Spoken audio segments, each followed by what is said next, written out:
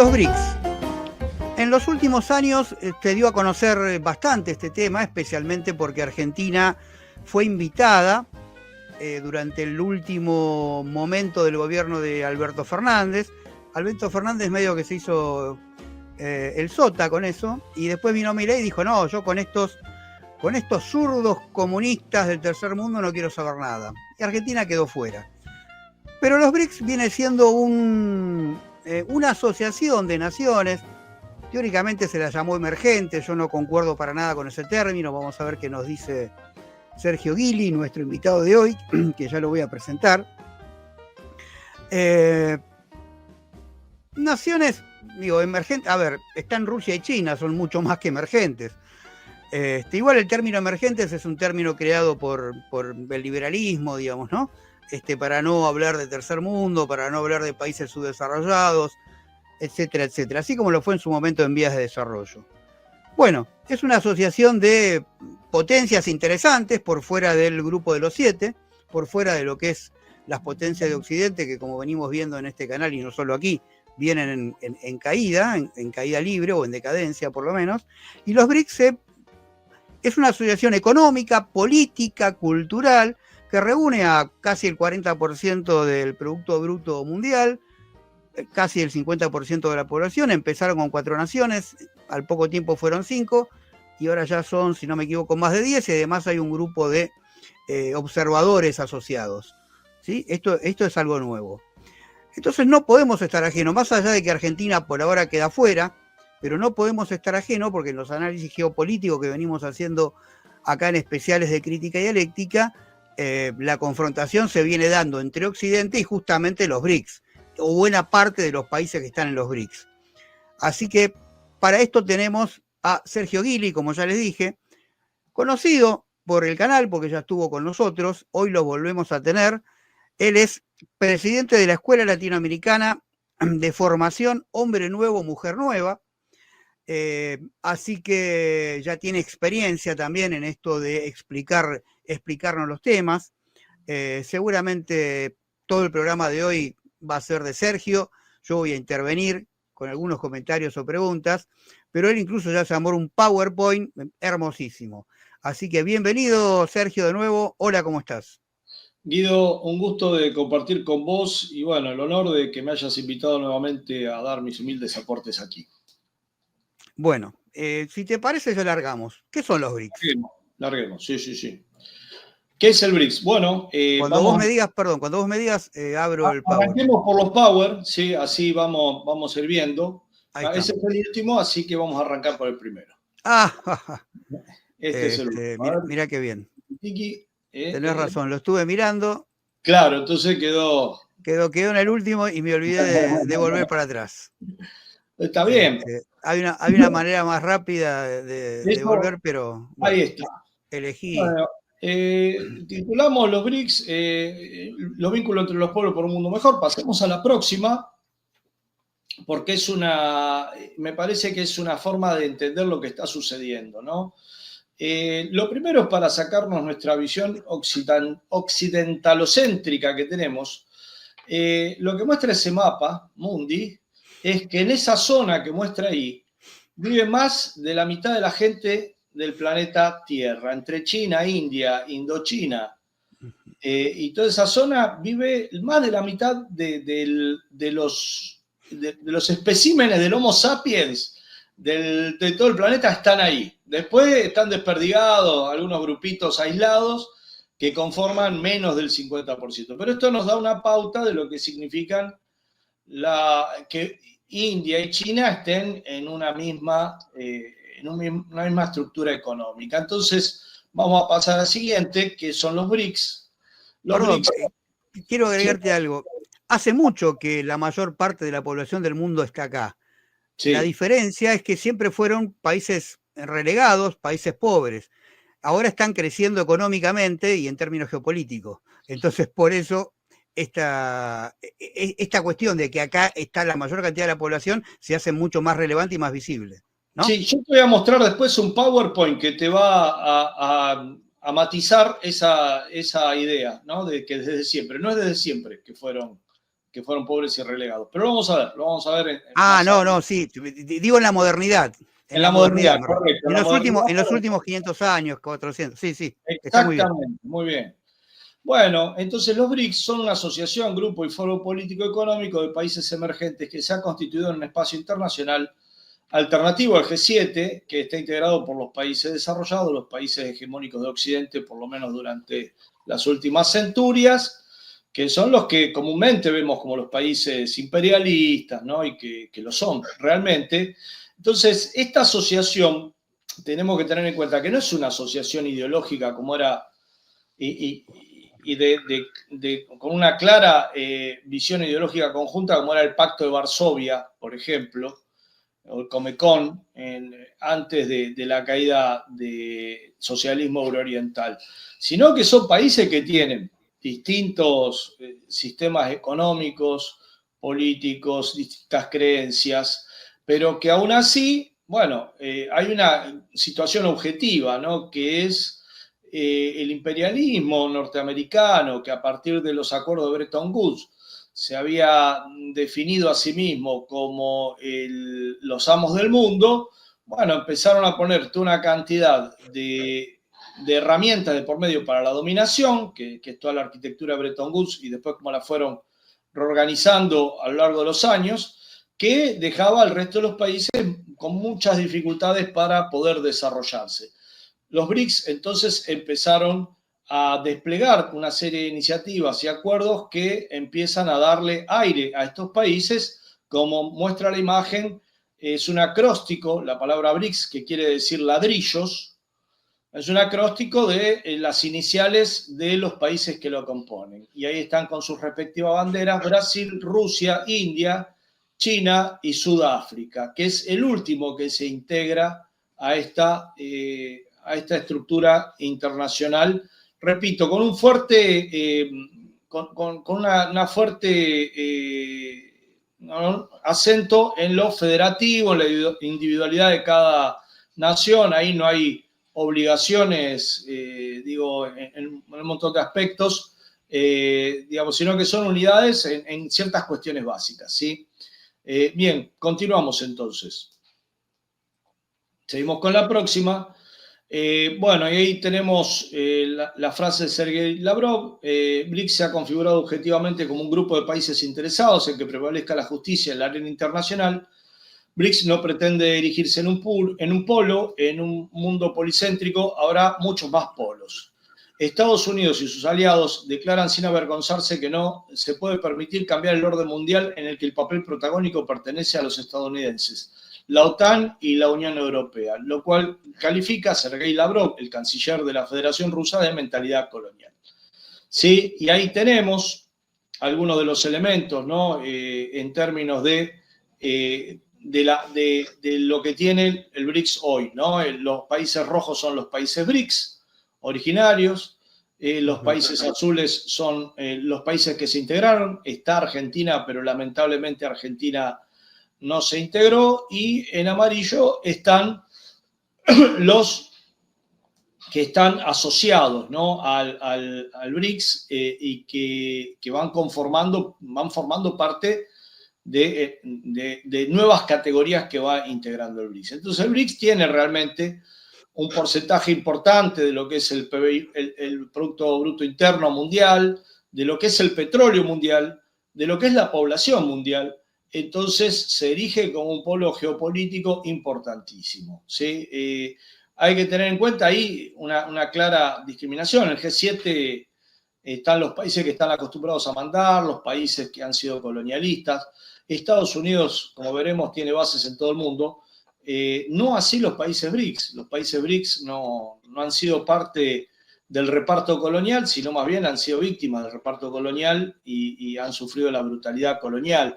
Entonces hay una gran diferencia en términos históricos, geopolíticos, entre el BRICS y el G7. Pasamos entonces a la siguiente diapositiva.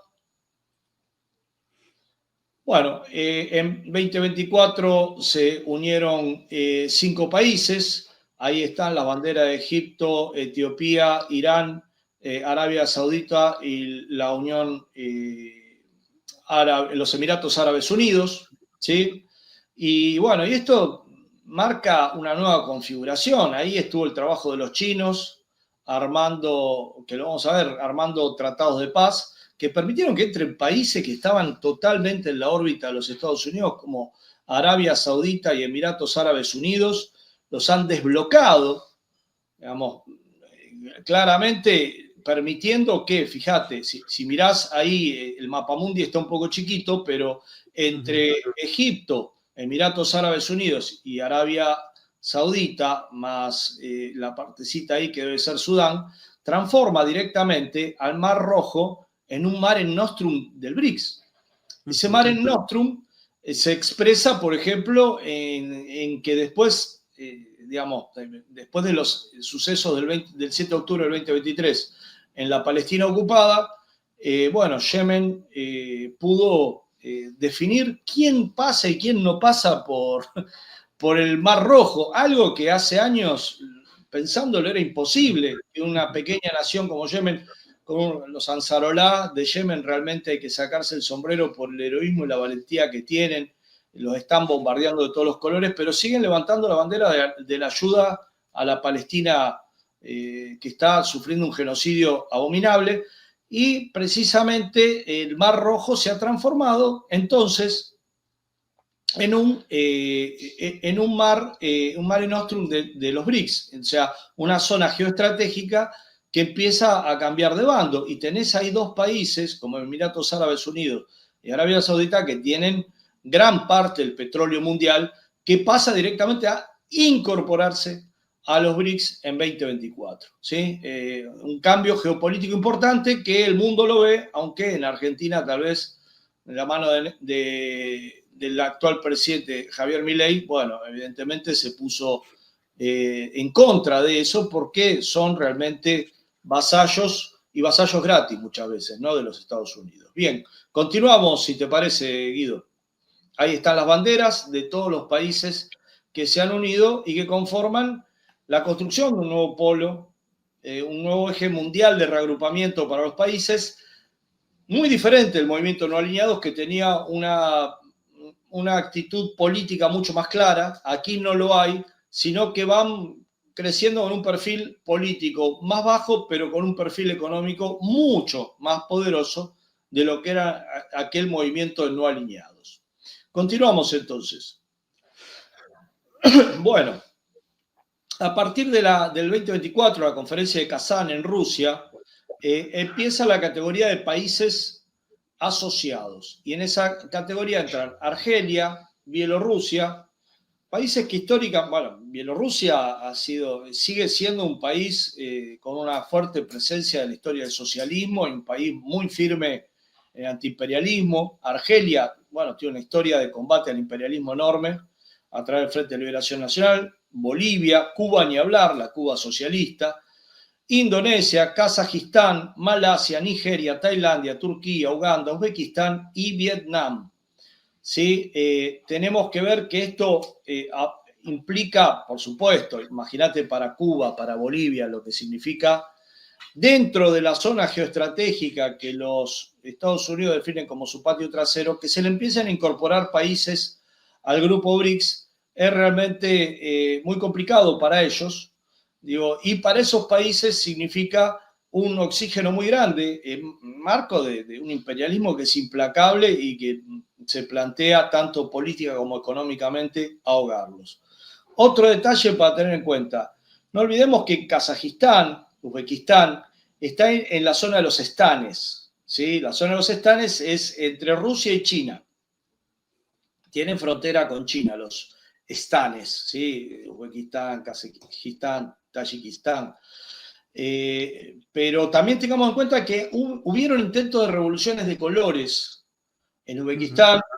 También en esa zona los Estados Unidos estuvo intentando a través de la CIA de trabajar con los uigures que están pegados a Kazajistán, la zona de China pegada a Kazajistán. O sea, el imperialismo tiene un poder de generar fricciones y revoluciones de colores que es muy grande y no hay que subestimarlo, ¿sí? No hay que subestimarlo porque te lo pueden hacer en cualquier momento y pueden darte vuelta a algunos de estos países que por lo visto no están tan sólidos en lo político, ¿no? No lo han logrado, pero bueno, implica que ciertas capacidades de los grupos BRICS hay que ponderarlas con sus limitaciones, por supuesto. Como siempre ponderamos nuestras posibilidades, sabiendo cuáles son nuestros límites, ¿no? Bien, continuamos entonces. Te pregunto, ¿qué pasó con Venezuela? Bueno, vamos a ir a la próxima Bien. donde vamos a ver, no, en esta no está, pero bueno. Lula, y vamos a ir a eso, pero Lula lo está. Si vas a llegar, sí, ya sé, pero dale, te dejo vamos, entonces, pero Lula lo vetó, vamos a ir adelantando, después lo profundizamos. Se debatió sobre las medidas antimonopólicas en la cumbre de los BRICS de Kazán, Rusia, en la construcción de un entorno de mercado digital de los países BRICS. Rusia estaría dirigiendo esfuerzos para emitir criptomonedas estables vinculadas al yuan chino y la canasta de divisas de los países del BRICS.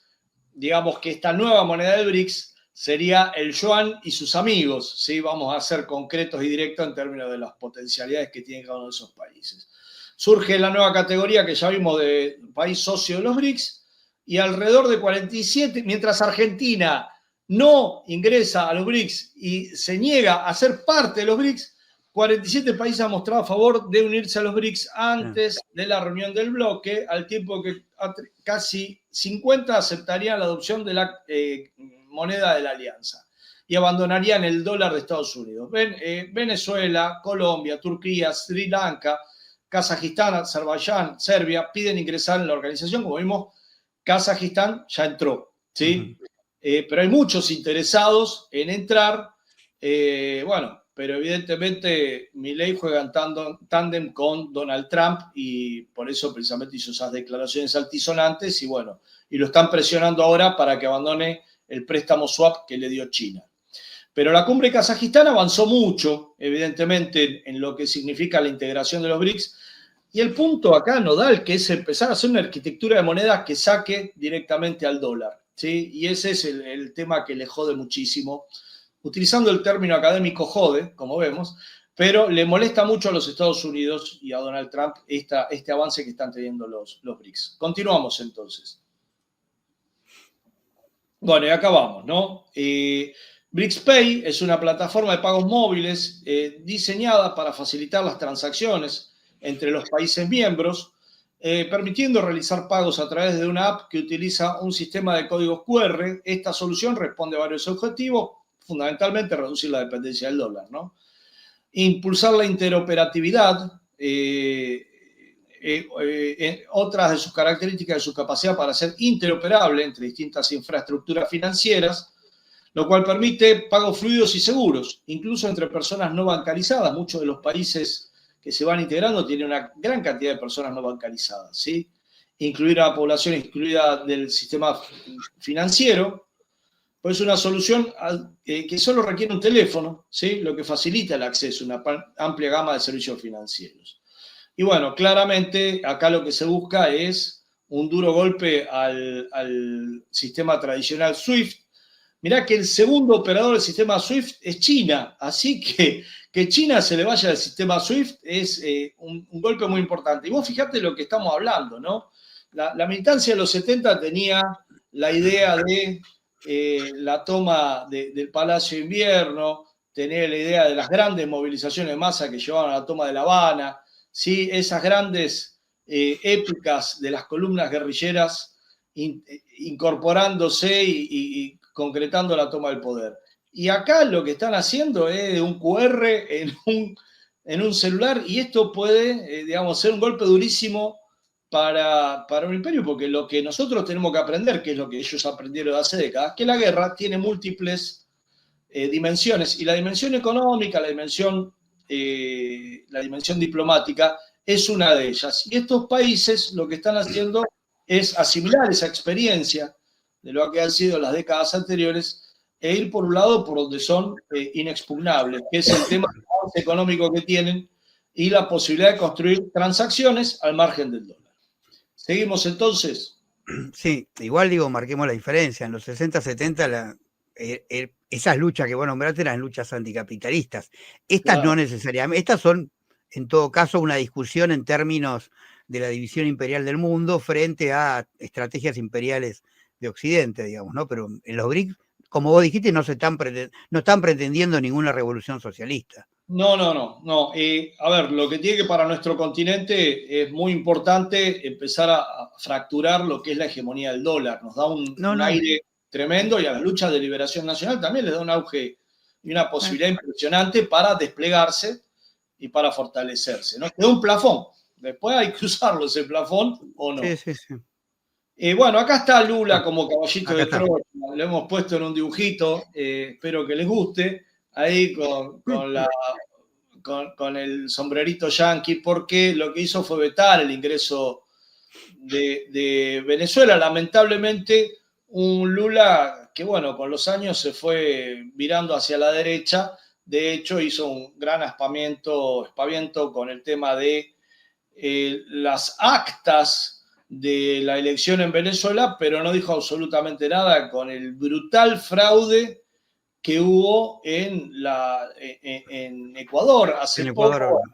Sí, de acuerdo con la mediática internacional, ahí metió violín en bolsa y no dijo nada, pero le impidió a Venezuela ingresar a los BRICS con la necesidad que tiene la República Bolivariana de Venezuela de tener un poco de oxígeno en el marco del brutal bloqueo que está sufriendo.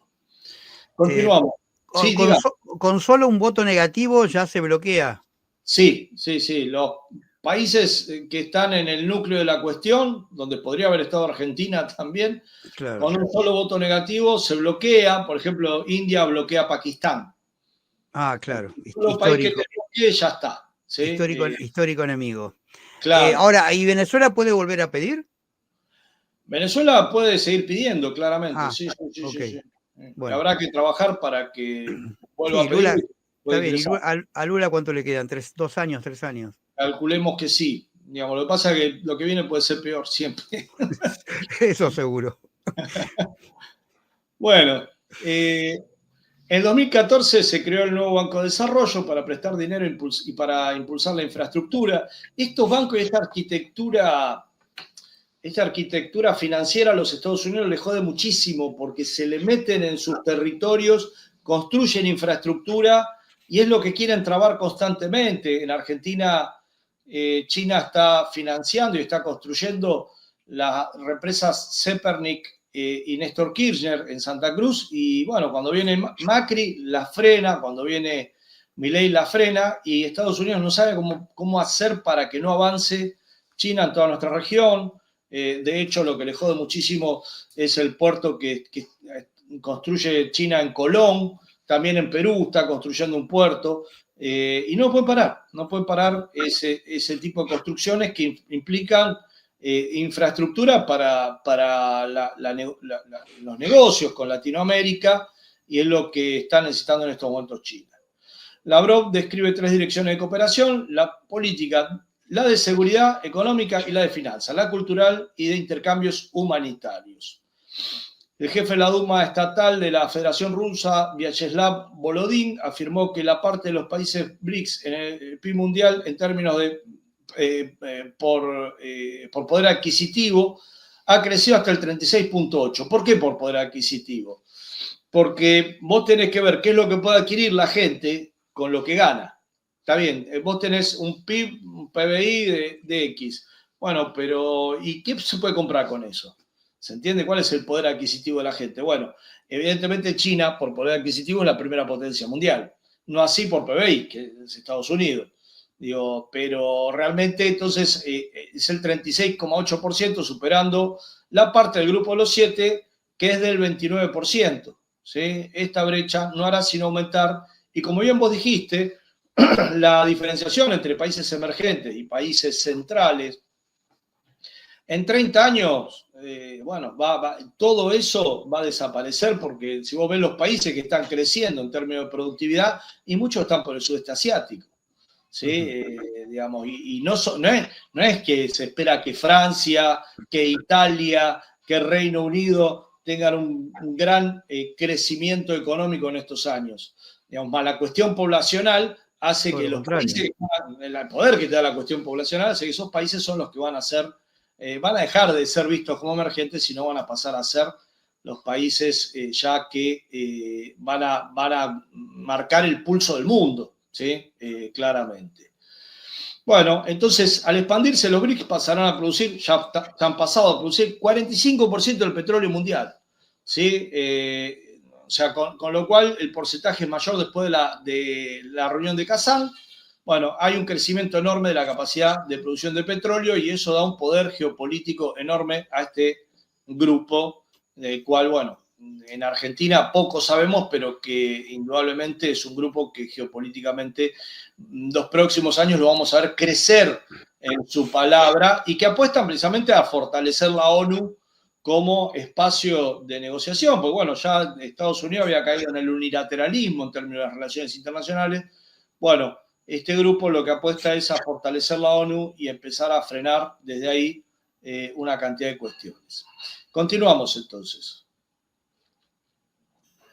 Bueno, China es la economía más importante del grupo, representado por el 70% del poder económico del colectivo, seguido de una India que tiene un 13%, Rusia y Brasil, cada uno aproximadamente con el 7%, y Sudáfrica con un 3%. Ahí ves que lo que te decía antes, ¿no, Guido?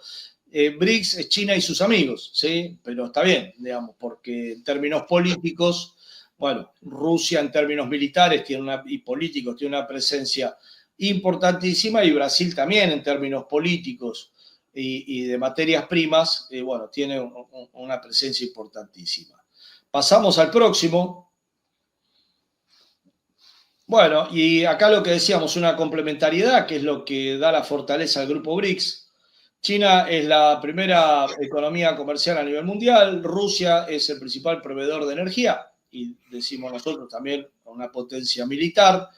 India es una de las principales potencias económicas a partir de la exportación de recursos naturales y cereales. Brasil se consolida a escala global como uno de los principales actores agroalimentarios y Sudáfrica, bueno, provisión de metales y minerales con amplio uso tecnológico. La minería en Sudáfrica es muy importante. Está creciendo muchísimo el tema de las tierras raras como un elemento central, digamos, necesario para las nuevas tecnologías, y ahí también tenemos la posibilidad de que en el comercio se pueda ir,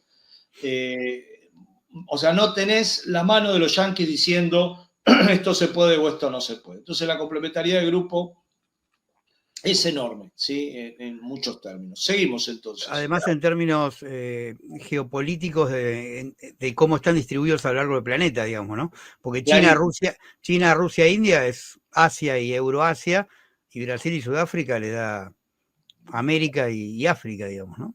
Sí, sí, no nos olvidemos que ahora entraron varios países ahí como Egipto, Sudán, del norte de Sí, África también. exacto. Bueno, Sí, sí. se va combinando todo eso.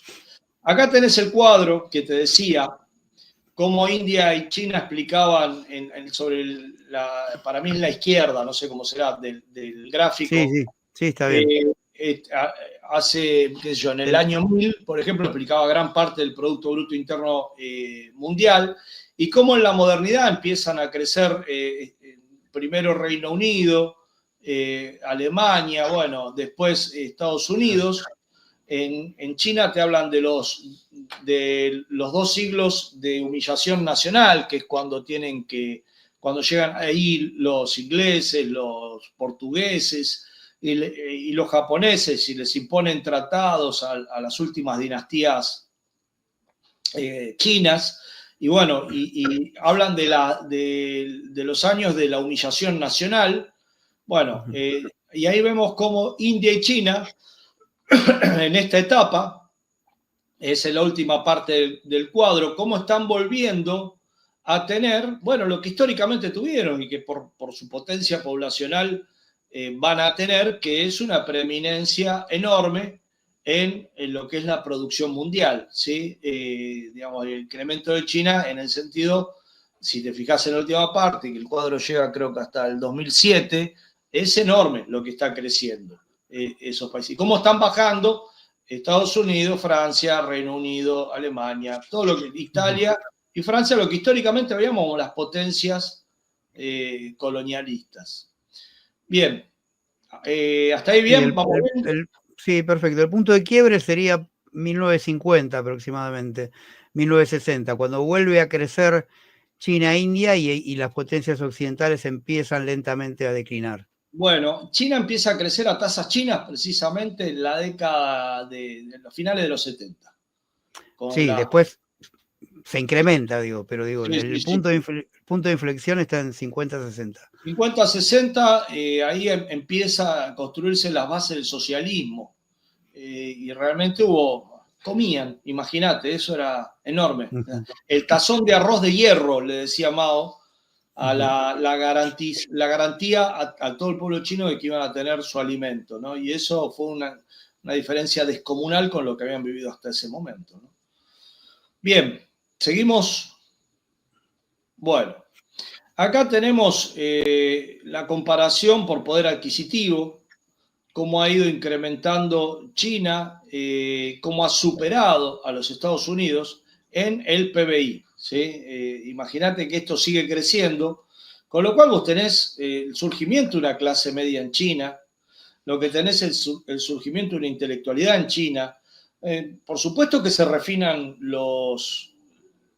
y hay una búsqueda de productos de más alta calidad, se refinan los gustos cuando tenés esa clase media, y eso significa que hay muchos más chinos pensando en cómo construir China, ¿sí? Con una gran identificación con su pueblo, con su patria, con su sistema político, ¿viste? Que de acá de Occidente te lo hacen ver como, bueno, es una dictadura terrible, donde están todos presos. No, los chinos viven bárbaros, viven, digamos, realmente, tienen una economía en la cual están viviendo realmente muy bien.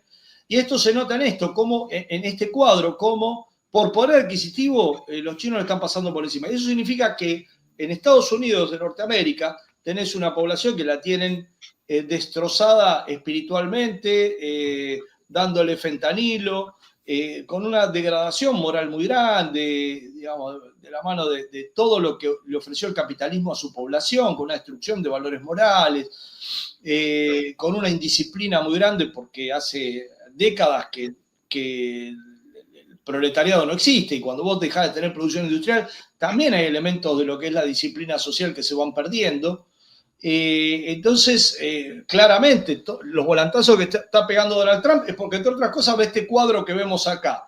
Como China está creciendo en poder adquisitivo, vos decís, pero igual, el dólar lo tienen los yanquis, sí, pero el elemento poblacional, una población feliz, con valores, con identificación, con respeto por sus mayores, es un poder enorme en términos de proyección política, económica, ideológica, diplomática, moral, espiritual, que los norteamericanos no tienen. O sea, la crisis que están teniendo con el fentanilo, por ejemplo, la crisis que está teniendo con el consumo de drogas, con el hedonismo que han metido en su población, el vacío existencial, es también un arma de autodestrucción, por supuesto, ¿no? En el marco de una economía donde está hipostasiado todo lo que tiene que ver con lo financiero, hipostasiado todo lo que tiene que ver con el complejo militar industrial, el tráfico de drogas. Bueno, así no hay nación que aguante, y eso es lo que está viendo de alguna manera Donald Trump intentando pegar el volatazo que pega hoy.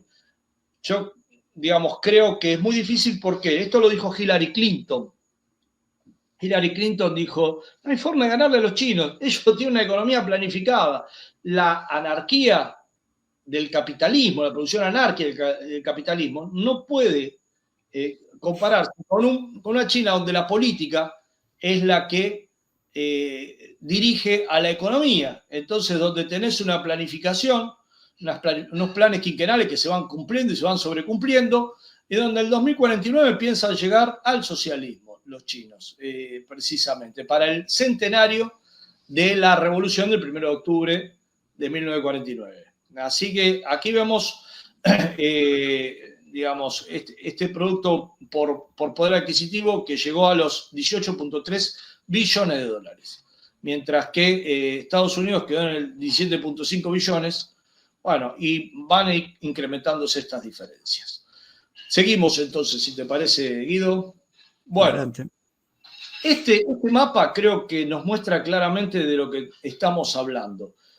¿Ves esos circulotes amarillos grandotes? Son ¿cuáles son los más ocupados, la mayor ocupación de containers, o sea, de embarcación de containers en 2012? Ahora debe ser más brutal la diferencia. Pero esto te muestra cómo el sudeste asiático, que nos queda muy lejos a nosotros y que no estamos acostumbrados a pensar en términos de lo que está pasando ahí.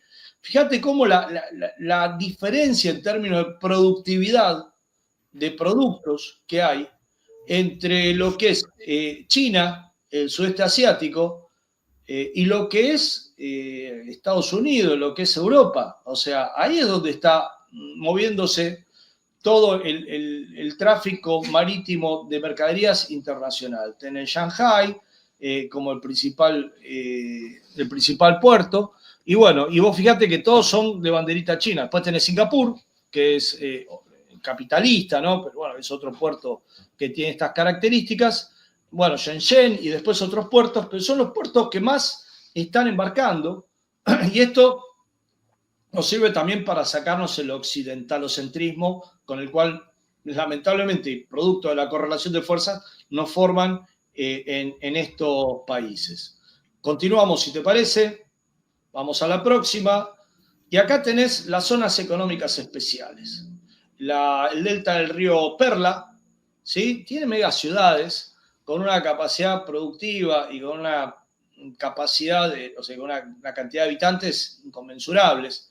Esto es producto de las zonas económicas especiales que se crean en la época de la política de reforma y apertura que hace Deng Xiaoping, cuando después de que fallece Mao, hay un breve interregno ahí y después se hace cargo Deng Xiaoping, y Deng Xiaoping lo que hace es abrir a los capitales productivos la economía china. ¿Sí? Esto generó que empiece a crecer China a tasas chinas, dinamizó la economía china, por supuesto que creó unas desigualdades e inequidades brutales y generó también contaminación, etcétera, etcétera, pero bueno, en la medida en que se fue generando la clase de la revolución socialista, que es el proletariado, bueno, también hubo un crecimiento político de las masas chinas, hubo, por supuesto, una dinamización brutal de su economía, que el socialismo eurooriental no lo tenía este factor, porque estaban aislados, por dogmatismo, por lo que fuera. Los chinos lograron dinamizar su economía, hacer transferencia tecnológica y dinamizar su mercado interno también con esto, y dar una disciplina de trabajo a grandes masas de trabajadores. Lo que decía Deng Xiaoping era: no importa que los gatos sean blancos o negros, lo importante es que cacen ratones. Lo que decía Deng Xiaoping: mira, tenemos que darle de comer a un montón de gente, tenemos que hacerla trabajar, que vengan las empresas capitalistas y vemos. Bueno, el experimento salió. Occidente descontaba que esto iba a significar el fin del socialismo, pero bueno, después hubieron gobiernos que fueron matizando esto. Jiang Zemin lo que hizo fue incorporar a la burguesía dentro del partido, ya que vamos a convivir con ustedes, bueno, venga dentro del partido. Y Hu Jintao lo que hizo fue plantear el desarrollo armónico, es decir, bueno, acá hay desarmonías que se generaron con esta apertura, con esta reforma de apertura. Bueno, trabajemos para ir impidiéndolo. No pudo hacerlo. Bueno, Xi Jinping es quien tiene más espalda política para hacerlo, y realmente, al parecer, y lo que se ve de lejos y por lo que se vio en el 20 Congreso del año pasado, pareciera que lo está haciendo. Seguimos. Bueno, acá cómo explotó las patentes, el patentamiento que se está haciendo en China. Estamos hablando del 2018, 2019. Bueno, esta tendencia alcista sigue estando. Pasemos a la próxima diapositiva. Y acá tenés también patentes por campo, ¿sí? Computación, tecnología, ¿sí? Tenés, digamos, el mayor campo, electricidad, bueno, elementos digitales, una cantidad de campos donde, si vos ves, el rojito es China, el que más patenta en todo el mundo. Disculpame, ¿decías, Guido? No. Estaba leyendo los rubros. A ver, léemelo. No, tecnología de computación, maquinaria eléctrica, Comunicación digital, herramientas, tecnología médica, transporte, Bueno, ingeniería civil, en orden, del más grande, sí, ¿sí? sí, Siguiendo ahí el tenés. círculo. Y ves como China, digamos, más que Estados Unidos y Japón. Si ves el cuadrito central, Sí, la sí. cantidad de patentes que están teniendo. O sea, digo, por ahí uno parece, viste, medio, como no estamos acostumbrados a mirar estos datos, uno parece medio fanático de China, qué sé yo. No, mirá, ahí están los datos para quien los quiera ver de cómo están creciendo. Y esto, ¿entendés? En un avance y un desarrollo, en una China que puede esas patentes llevarlas a la industria. Porque lo que te pasaba en el socialismo eurooriental era que muchas veces hacían patentes, pero no tenían la espalda para hacerlo, para industrializarlo. Entonces tenía que vender la patente al capitalismo. No, los chinos la hacen y te la venden. Hechito, ¿sí? Así que bueno, continuamos. Bueno, ahí está la ruta de la seda. Se llama Belt and Road Initiative o One Belt, One Road Initiative. La iniciativa de la Franja de la Ruta, tomando la experiencia de la antiquísima Ruta de la Seda. Lo que hacen ellos es un intento de construir el mayor sistema logístico de la historia de la humanidad.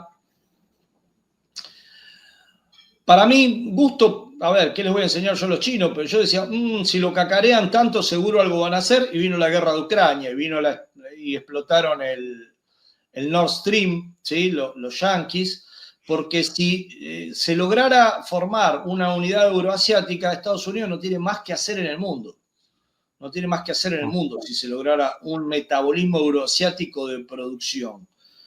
No tiene más que hacer en el mundo. Pero veamos que entonces en todas esas zonas los chinos lo que quieren es que haya paz y que se comercie.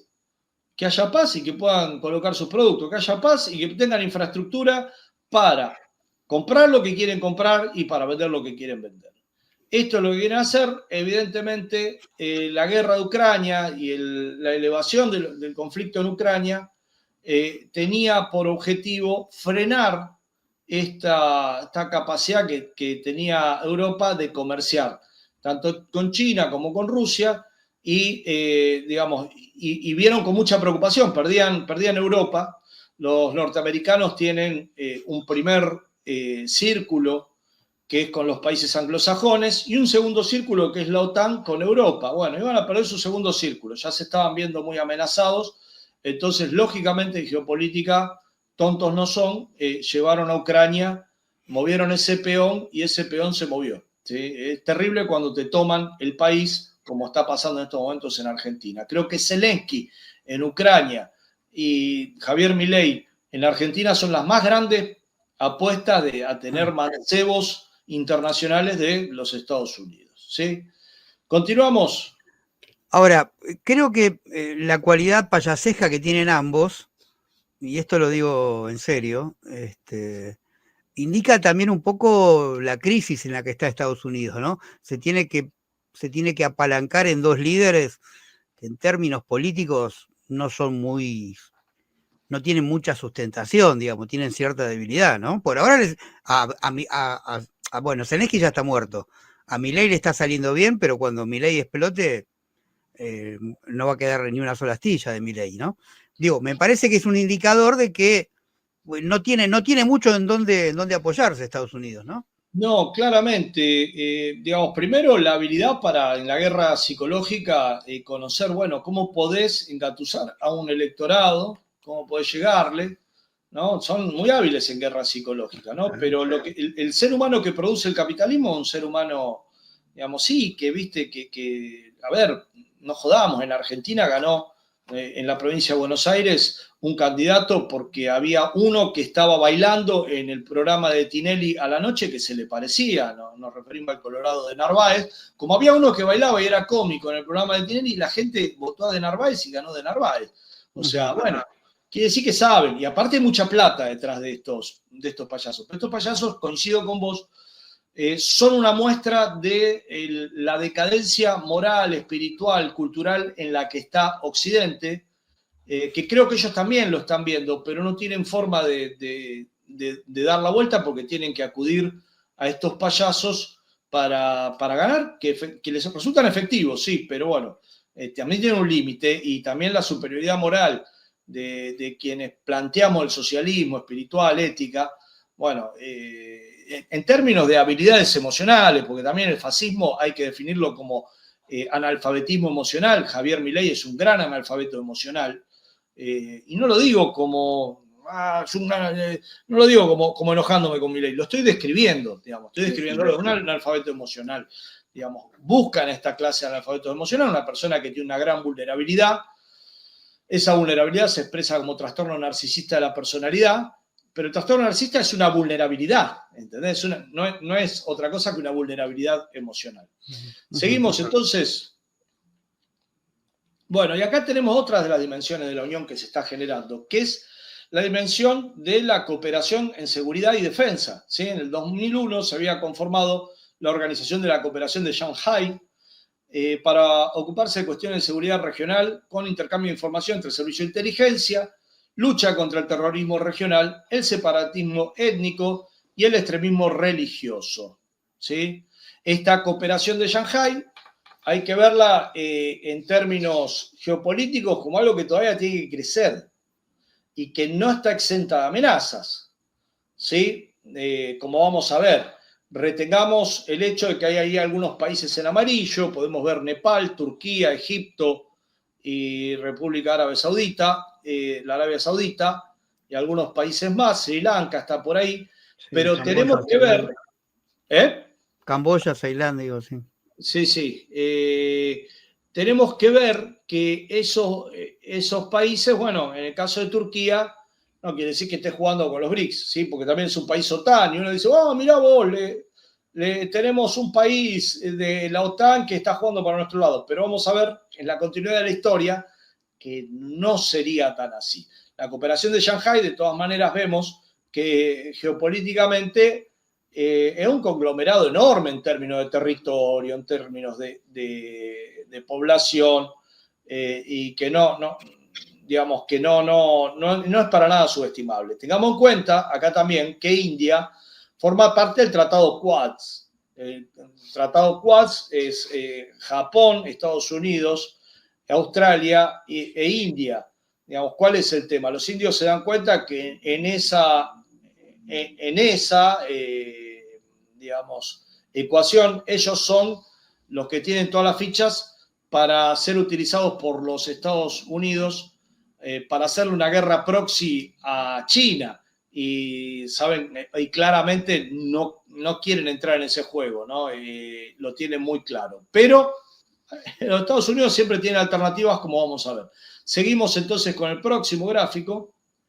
Aquí podemos comparar a la OTAN con la cooperación de Shanghái, ¿sí? Y ver entonces que geoestratégicamente cómo están ubicados. La trampa de Tucídides tiene que ver con lo que sucede con las potencias nacientes cuando hay una potencia que está feneciendo, ¿no? Y que tiene que ver con Esparta y Atenas en su momento, ahí es cuando Tucídides plantea la trampa de ese cambio de hegemonía, donde generalmente lo que vas a tener es una guerra, ¿sí? ¿Cómo se va a dar esa guerra? ¿Cómo se está dando? Bueno, por múltiples canales, y evidentemente ninguno de los contendores quiere una guerra directa, ¿sí? Pero es una guerra que por ahora se está dando solapada, pero que bueno, que la lógica es que China va a seguir superando a Estados Unidos en términos de productividad, y que eso le va a dar una potencialidad mayor, y que China no lo va a ir a buscar a Estados Unidos, digamos, pero bueno, vamos a ver que Estados Unidos sí tiene una posición de gendarme en el mundo que bueno, que lo pone en la necesidad de verse en el lugar de atacante, en todo caso, si quisiera solucionar esto manu militari. Seguimos entonces, si te parece. Bueno, y acá vemos un elemento que es muy importante que la militancia lo conozca.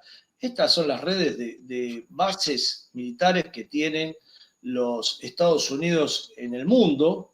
750 bases más otro tipo de facilidades que tiene en el mundo. Claramente le da una proyección mundial en términos de lo que son sus Fuerzas Armadas. Yo creo que hasta tendríamos que poner una corte internacional el hecho de que, o sea, digamos, por poner una demanda en la corte internacional, que tengan un comando que se llame Comando Sur y que en el escudito tengan a nuestros países, la geografía de nuestros países incorporada. Ellos tienen el CENTCOM, el AFRICACOM, el ESTCOM, y bueno, tienen una fuerza armada pensada para actuar en todo el mundo. Entonces, yo creo que en ese sentido, digo, no hay ningún país que tenga este nivel de despliegue de fuerzas armadas. Que el país que tiene ese despliegue empiece a verse golpeado y que tenga que dejar ese injerencismo internacional porque se tiene que meter fronteras adentro, es indudablemente un hecho político para los antiimperialistas de primer orden. Vos fijate que Estados Unidos tenía el Tratado Transpacífico, al cual tuvo que renunciar, y China le copó el área Pacífico con el Tratado de RCEP. Y esto significa que China hoy lidera el mayor tratado de la historia de la humanidad, de tratado comercial, algo nunca antes visto, mientras que los Estados Unidos tienen que meterse para adentro porque está implosionando. Bueno, este es un panorama que si lo pensamos después del golpe de los 90, cuando los Estados Unidos salían con la globalización y el libre mercado, diciendo a ver quién nos gana a nosotros en productividad, bueno, los chinos le dijeron, ¿querés que les ganemos en productividad? Mirá cómo les vamos a ganar. Y les ganaron. Y esto habla de las potencialidades también del socialismo cuando se construye con realismo, cuando se construye con mercado, incluyendo al mercado. El socialismo con características chinas es un socialismo de mercado, no pretender construir el hombre nuevo de la noche a la mañana, sino con paciencia ir haciendo que la política sea la que dirija a la economía y desde ahí ir construyendo el bienestar para todos, porque en China también hay millonarios, pero no hay 1000 millonarios como tenés en Estados Unidos parasitándote toda la economía. Pero lo que sí tienen es un poderoso complejo militar industrial que lo tienen que hacer jugar de alguna manera, lo tienen, o sea, cada día sin guerra es como tener un poder que no utilizan. Digamos, y un sistema que se basó en un keynesianismo de guerra, como es el de los Estados Unidos, bueno, ante un mundo donde ya no es tan fácil ir con las invasiones, tampoco le fueron tan redituables, bueno, empiezan a colapsar precisamente por la apuesta a la guerra que hicieron y que no les está resultando. Y los chinos fueron mucho más hábiles, ustedes apuesten a la guerra, nosotros vamos a apostar a la productividad, y les pasaron por encima. Bien, continuamos entonces. Bueno, vamos a ver las tensiones bélicas en el mundo, y acá vamos a ver, ahí está Afganistán, Siria, Irak, Myanmar, donde hay un problema separatista, de separatismo, en Ucrania, pero fíjate en la zona del África subsahariana, donde lo que tuvimos en los últimos años fue un proceso de liberación nacional de características enormes. A mí me alegra mucho que esté este joven, un pibe muy joven, 35, 36 años de tener ahora, Traoré, quien es heredero de Thomas Sankara, el Guevara de Burkina Faso. Burkina Faso se liberó de los franceses y así muchos otros países que ahí fue a enseñarles técnicas de combate el grupo Wagner de los rusos, de la Federación Rusa, grupo Wagner que después fue desarticulado porque, bueno, tuvieron un problema ahí, pero fue a enseñarle técnica de combate en República Centroafricana. De ahí surgieron un montón de militares nacionalistas que empezaron a tomar el poder en sus manos y que le echaron a patadas a Francia, que tiene su banco central abarrotado de oro, mientras los países esos se morían de hambre. Bueno, y empiezan un proceso de liberación nacional. Eso significa también un estrangulamiento a las venas abiertas. Empezamos a cerrar las venas del tercer mundo, y eso significa pérdida de poder para los países centrales, que están perdiendo su lugar en África subsahariana, en toda esa zona, y que empiezan a transitar un camino de liberación nacional con banderas rusas. O sea, de la época de la Unión Soviética había quedado en todos esos países un hecho que para ellos era ilógico, que un blanco los tratara de igual a igual. No lo concebían ellos. Los primeros blancos que los tratan de igual a igual son los soviéticos, que les enseñan, por ejemplo, cómo África se libera recién, la primera vez en 1960, que dejan de ser colonias como tales, digamos, oficialmente colonias, después habrá habido neocolonialismo, pero los servicios de inteligencia de la RDA, por ejemplo, le enseñaban cómo Marcus Wolf, el hombre sin rostro, uno de los mayores jefes del espionaje de la historia mundial, les enseñaba a los africanos cómo cuidar a un dirigente, y que un blanco los tratara de igual a igual les rompía la cabeza. Por eso muchas de estas revoluciones se hacían con la bandera rusa, con la bandera de 3 colores rusa, digamos, porque existe un recuerdo de que en Rusia se podían apoyar para liberarse y para mejorar sus condiciones de dignidad. Esto es lo que está pasando hoy día en el África subsahariana, y es un golpe importante para el imperialismo y no tenemos que subestimarlo. ¿Sí? Por supuesto que todos estos países pueden reversionar en cualquier momento. Yo no subestimo al imperialismo, pero esto es un elemento muy importante que tenemos que tener en cuenta a la hora de ponderar hacia dónde va el mundo. Si te parece, seguimos, Guido. Seguimos. Bueno, en el mundo hay tensiones y los Estados Unidos, como vimos en el anterior, un par de PowerPoint atrás, tiene alrededor de China un montón de bases, y alrededor de Irán ni hablar. Bueno, entonces constantemente están tratando de de generar tensiones. Uno de los lugares donde generan tensiones es en lo que es el sur del mar de China, y también lo que es el mar de China meridional, y en lo que es en Japón también. Bueno, están constantemente generando tensiones fronterizas. Vuelo de bombardero B-2A por la bahía de Bengala, y el provocativo paso un destructor de la Armada de los Estados Unidos a través del estrecho de Taiwán. Pasarle por el estrecho de Taiwán es ya casi una declaración de guerra, porque es lo mismo que te vengan a tomar un whisky a la isla Martín García, más o menos, ¿no? Están provocando, ¿no? Recordemos que Taiwán es donde va el Kuomintang. El Kuomintang es como el partido justicialista, digamos. Imagínate que el peronismo de derecha se fuera a la isla Martín García. Bueno, acá es como el Kuomintang se fue a Taiwán y dijo: nosotros somos China y vamos a reconquistar la China continental. Y Mao le dijo: cuando quieran, los esperamos acá comiendo arroz. No fueron nunca, pero durante décadas trataron de ser la China oficial, y cada día pueden menos tener reconocimiento internacional. Pero a Taiwán va ahí Nancy Pelosi cada tanto, algún yanqui importante, a tratar de meter fricciones. Sí, entrenamiento en territorio de Indonesia y en las aguas del sur, en el que se nota la presencia de Estados Unidos. El Super Garuda Shell es uno de los que estuvieron el año pasado, de los ¿cómo se dice?, de los ejercicios bélicos, ¿no?, que hicieron. Bueno, además de Indonesia y los Estados Unidos están los australianos, los británicos, singapureses y japoneses, que han enviado unidades para participar activamente del Super Garuda.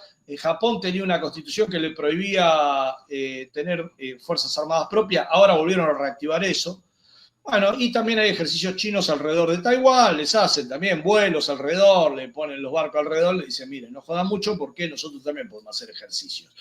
Sí, pero bueno, hay unas islas que los japoneses llaman Senkaku, que están digamos, en disputa, pero por supuesto nadie quiere ir ahí y poner a su población como lo hizo el brutal, digámosle así, Zelensky con su población, que la está mandando a la muerte brutalmente, digamos, teniendo ya una crisis demográfica para ser cabeza de turco de los Estados Unidos, ¿no? Esto, por lo menos ahí hay nacionalismos que están bien sólidos, tienen muchas centurias, ¿no?, de gobernanza, entonces no quiere ninguno a ir a hacer de fuerza proxy de los Estados Unidos. Seguimos. Bueno, viste que hablamos de la ruta de la seda. ¿Qué necesita la ruta de la seda? Necesita paz. Necesita paz. Entonces, ¿qué logró la diplomacia china? La diplomacia china es enorme lo que está logrando. Juntó a todas las facciones de los palestinos, la juntó en una misma mesa. Y acá juntó a Arabia Saudita con Irán, lo cual fue parte y paso de que después Arabia Saudita se pueda incorporar a los BRICS, que fue parte y paso también de que dejen de guerrear Emiratos Árabes Unidos y Arabia Saudita con Yemen. Los yemeníes responden a los iraníes, ¿sí? Son musulmanes chiitas que responden a los israelíes, ¿qué dije? A los iraníes. Son chiitas y son muy combativos. Y realmente lo que están haciendo es defender la dignidad de la humanidad en estos momentos. Han atacado un portaaviones y han golpeado el portaaviones Vinson. Y ahí está gran parte de las Fuerzas Armadas, lo más pesado de las Fuerzas Armadas, de la Armada de los Estados Unidos está frente a las costas de Yemen. Ellos golpean no solamente a los Estados Unidos, sino que hace unos días, creo que ayer o anteayer creo que fue, tiraron un misil hipersónico que cayó en las tierras de ocupación en Palestina. Golpeó duramente, están golpeando duramente a la ocupación israelí en Palestina. Y defendiendo, por supuesto, al golpeadísimo, al masacrado pueblo palestino. Pero eso fue gracias a que China negoció, ¿no? Muchachos, necesitamos petróleo. Ustedes, ¿qué era la base de los petrodólares los árabes? ¿Sí? Los Emiratos Árabes, Arabia Saudita. Bueno, ahora están jugando más fuertemente con los chinos, están empezando a hacer cambios, cambios comerciales sin dólar. Lo cual es una maravilla para el mundo y que tenemos en términos de lo que significa la perspectiva de un Estados Unidos que va a ir decayendo progresivamente, ¿no? Un Estados Unidos muy peligroso, una fuerza que tiene una poderosa fuerza nuclear, pero que bueno, que está empezando a decaer porque también está empezando a haber intercambios de lo que parecía un aliado absoluto de los Estados Unidos con China. Y eso también se juega en el marco de la diplomacia, donde puede hacer sentar a dos países que parecía imposible sentar: Arabia Saudita e Irán. Continuamos. Se redujeron después de Kazán las tensiones entre India y China porque había conflictos fronterizos. Sí, llegan a un acuerdo de reducción de tensiones durante la conferencia de Kazán, lo que fue muy positivo porque realmente que China e India empiecen una guerra sería realmente un dolor de cabeza. Pero pasemos a la próxima. Esta no es la próxima. Ahí vamos a dejarla ahí. Bueno, este fue un golpe durísimo. Uno decía, yo realmente lo veía a los BRICS como una fuerza mucho más poderosa hasta que pasó esto. Los terroristas del Frente al-Nusra, ¿sí? Y del ISIS tomaron Siria. ¿Sí? Esto fue un golpe durísimo en términos de lo que significó para digamos, los BRICS y para lo que significó la defensa de Palestina, del Líbano y de Siria también. Parece que les compraron a todos los generales, no sé cómo fue la cosa, en 2 días le vinieron desde el norte. Y bueno, ahí está Turquía, ¿no? El gobierno de salvación nacional de Siria, liderado por Hayat Tahrir al-Sham, que son los mismos terroristas de antes, pero ahora con la barba un poquito más afeitada, ¿sí? Al-Golani es el que se hace cargo, un terrorista, criminal, brutal, salvaje, ni siquiera es sirio, pero se hace cargo del gobierno sirio. Lamentablemente Hamas lo saluda, ojo con eso, porque Hamas lo saludó, ¿sí? Y ahora Israel está golpeándolos porque está defendiendo a los drusos, que son árabes que juegan con los israelíes. Entonces, ¿cómo va a terminar esto? No lo sabemos. Parece que los rusos negociaron que sus 2 bases que están sobre el Mediterráneo no las toquen. Pero realmente fue duro porque Al-Assad estaba defendiendo abrazo partido, el partido Baas, estaba defendiendo abrazo partido la independencia de Siria, y al caer Siria cae el partido Baas, que era un partido de árabes seculares, no eran integristas de estos grupos yihadistas, ni mucho menos. Cae la última esperanza de un panarabismo, cosa por el estilo. Al-Assad está en Rusia ahora y hay guerrillas que están resistiendo, pero bueno, en los hechos concretos, Turquía se hizo cargo de Siria. Y bueno, y están haciendo masacres sobre las poblaciones alauitas, que son musulmanes, pero no tan pasados de roca. Estos, los tafkiríes, son los integristas que matan a los propios, a las propias fuerzas. Muy parecido, esto corre por mi cuenta, si no le parece, después lo cortamos, lo discutimos, pero muy parecido a lo que hacen los trotskistas argentinos, que dicen que son de izquierda, pero en general combaten a la izquierda, ¿no? Y son funcionales a la derecha. Mi opinión, ¿sí? Después si siquiera debatimos. Pero bueno, ese es el funcionamiento de estos integristas brutales que están haciendo masacres, violaciones en estos momentos en el sufrido suelo sirio. Y esto fue un golpe duro porque pensábamos que Rusia tenía más capacidad de apoyo a sus aliados. De hecho, en Siria fue donde se dio el primer frenazo a las invasiones, al raíz de invasiones que hizo los Estados Unidos, acordemos, ¿no? De Yugoslavia, Irak, Afganistán, Libia. Bueno, acá es donde se le puso por primera vez un límite, pero vemos que Rusia no tiene tanta capacidad para afrontar dos frentes como sería el de Ucrania, que al parecer también ahí vimos que es bastante más complicado de lo que pensábamos en un principio, porque Ucrania le llegó a tomar parte de Kursk, y Siria, que directamente, al parecer la entregaron, ¿sí? Y esto es lamentable, ¿no? También vemos que no es la Unión Soviética, es la Federación Rusa de Putin. Seguimos. Sí, el conflicto de Siria creo que también marca estas tensiones que naturalmente se dan adentro de los BRICS, y que habla de que básicamente los BRICS son un bloque económico, en lo cual China tiene una hegemonía muy fuerte, pero claramente no puede limar todas las asperezas, porque quien interviene fuertemente es Turquía, y Turquía es un país que está ahora como miembro asociado a los BRICS. ¿Sí? Vos fíjate que está en la Organización de la Cooperación de Shanghái como asociado. También. Y uno decía, che, qué bueno, lo tenemos de este lado. No lo tenemos de este lado. Lo que pasa es que los turcos tradicionalmente en las últimas décadas siempre tienen un pie en cada plato, digamos, ¿no? En esa zona tenés que tener un pie en cada plato. ¿Vos te acordás de Vlad Tepes, el conde Drácula? Un día tiraba para los cristianos, otro día tiraba para los musulmanes. En esa zona es así, pero bueno, en este caso tiró en contra. Tiró en contra. Sí. Bueno, India también tiene, tampoco India no se juega, digamos, ¿no? Pero bueno, por ahora no viene teniendo grandes conflictividades y...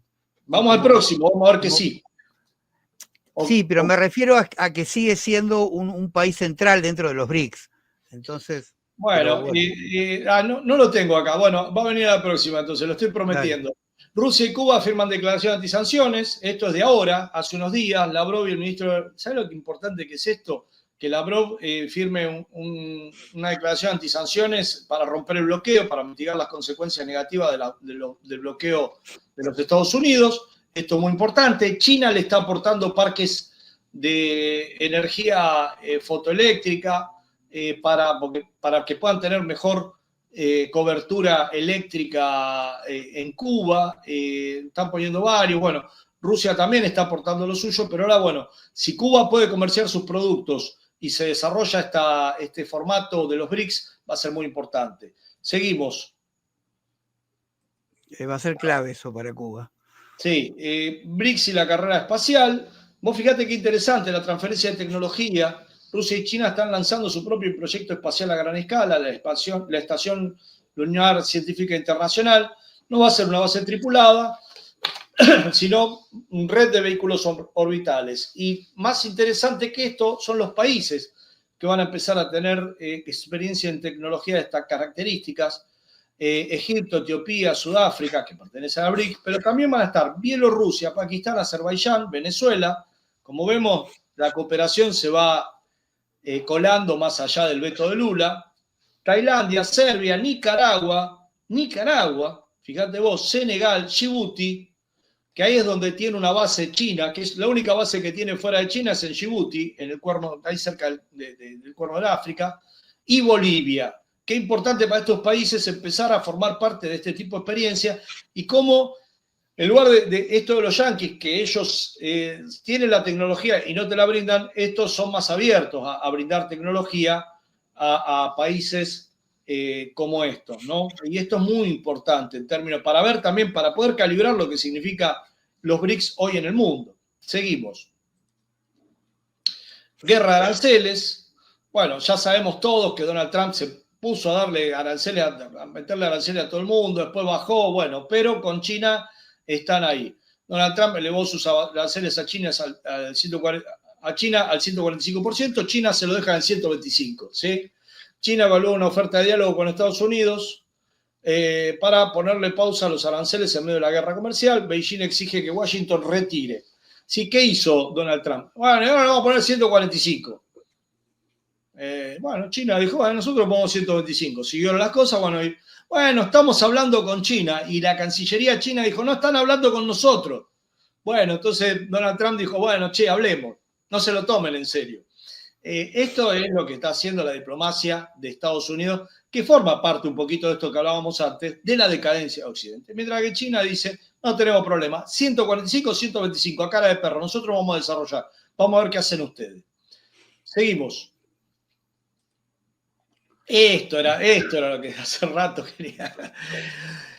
Bueno, hubo un ataque mortal en Cachemira y han crecido las tensiones entre India y Pakistán.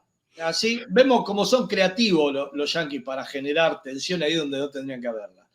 Dos potencias nucleares, no olvidemos que Pakistán tiene armas nucleares que están al borde de una crisis mayor. El ataque dirigido contra turistas indios en Pahalgam dejó 26 muertos y desató una escalada de acusaciones y represalias con implicaciones globales.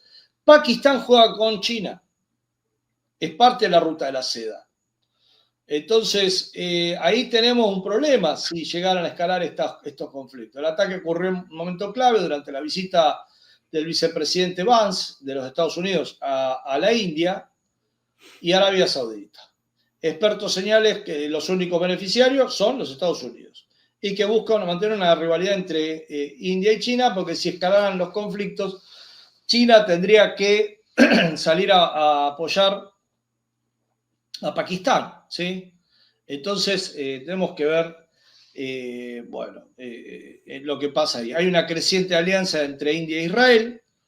Guarda con eso. Narendra Modi tiene el mayor partido del mundo, es un partido de derecha, es un partido nacionalista, pero bueno, al fin, un partido, porque tienen China ahí nomás, ellos tienen que tener un partido muy sólido, digamos, donde no hace falta un partido muy sólido porque no hay peligro de socialismo, no lo tienen, ahí sí lo tienen que tener, pero aún así Kerala, en el suroeste de la península india, está controlada por un gobierno comunista, ¿sí? Por el Partido Comunista de la India.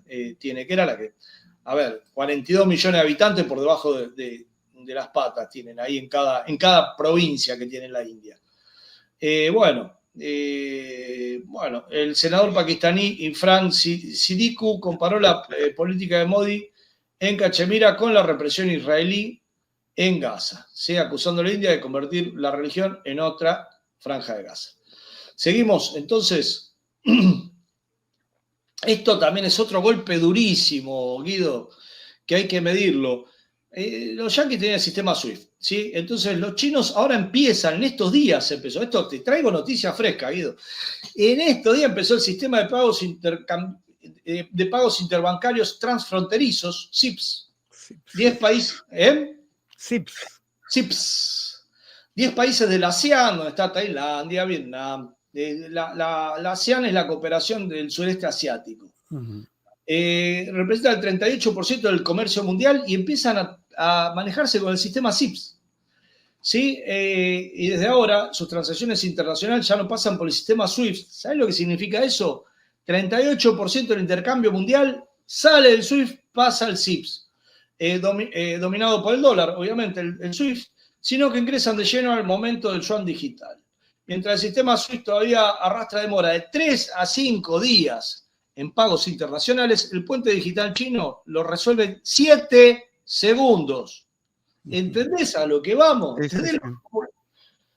Sí, es una noticia muy fresca. Esto es fresquísimo, todo estos días. No debe llevar 2 meses la novedad esta.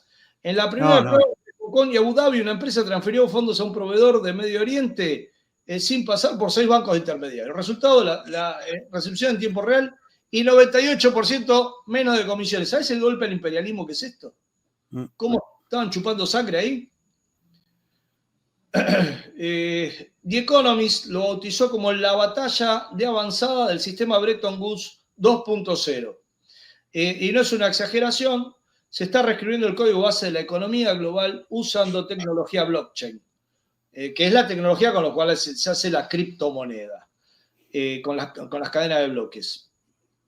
Entonces, ahí tenemos un cambio enorme. O sea, el sistema SWIFT se cae a pedazos con esto porque la lógica es que se va a generar un sistema mundial con el sistema SIPS.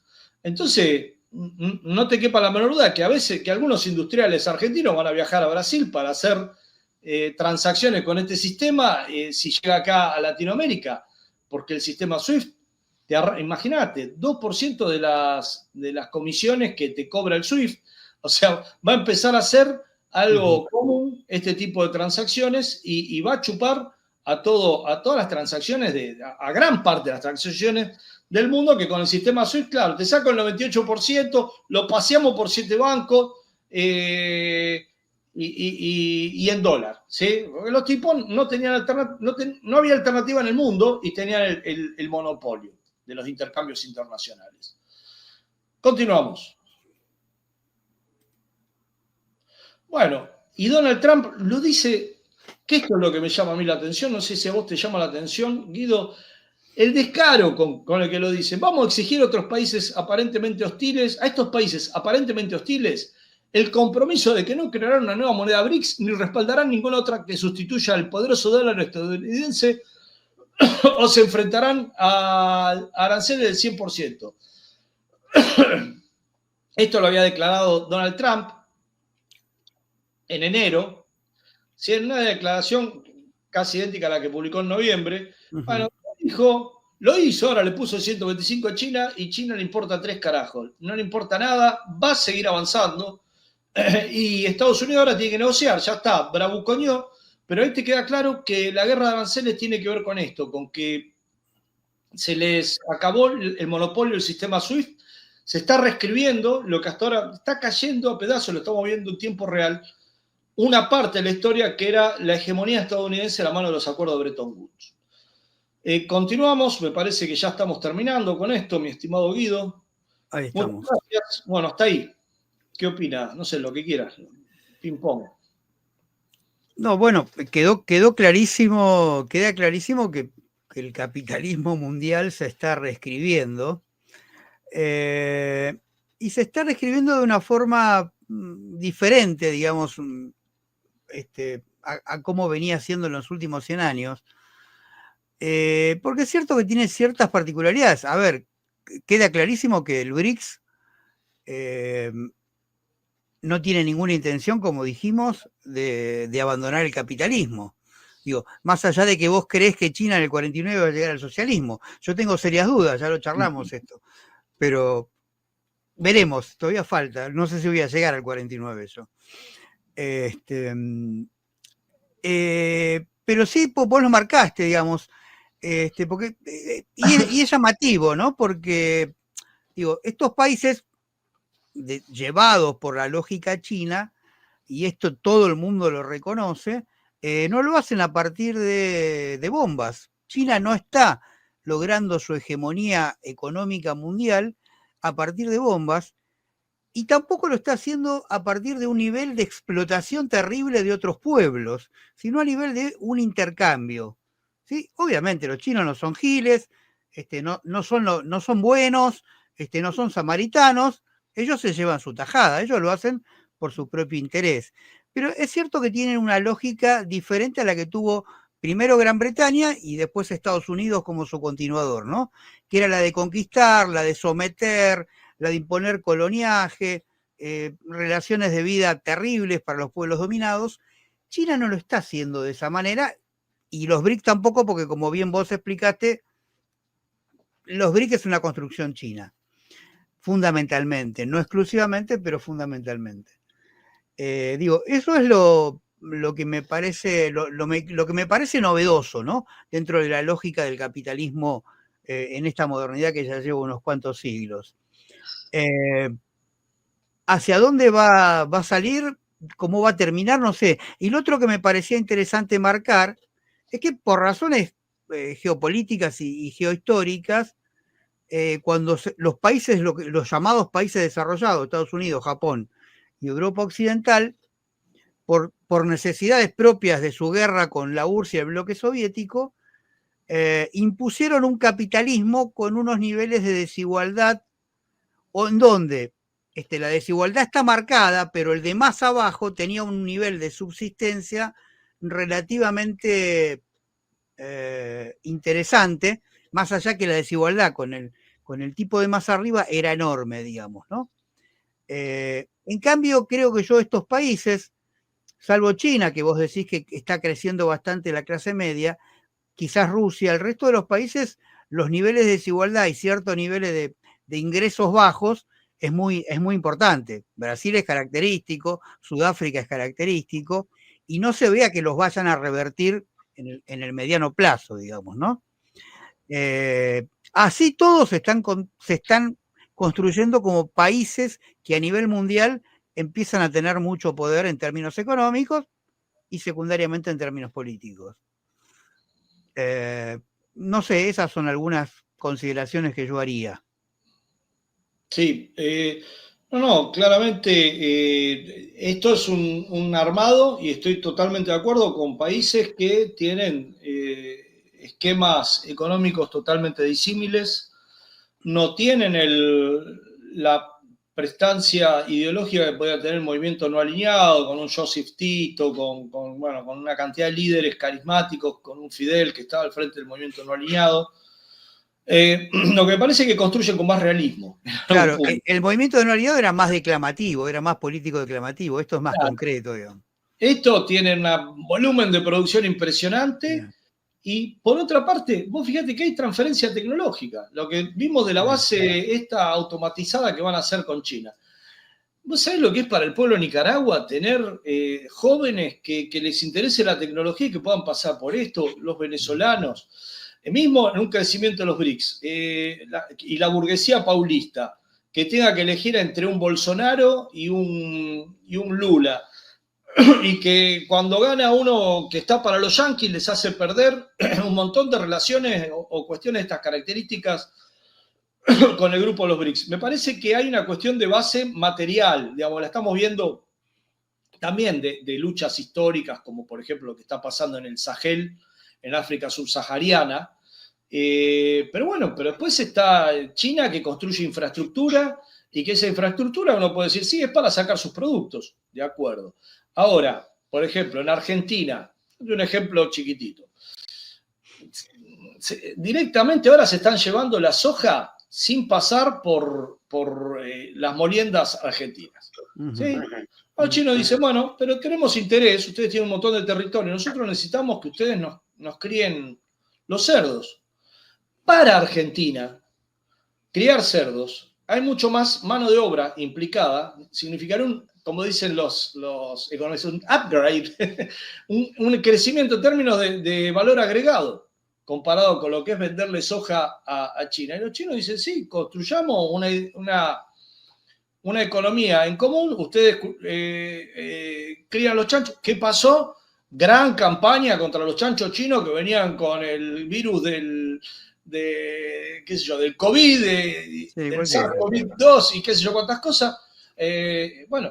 Ahí hay plata de los yanquis, evidentemente, pero digamos, en un acuerdo win-win, nosotros con China tenemos para crecer, con Estados Unidos no, porque producen lo mismo que nosotros.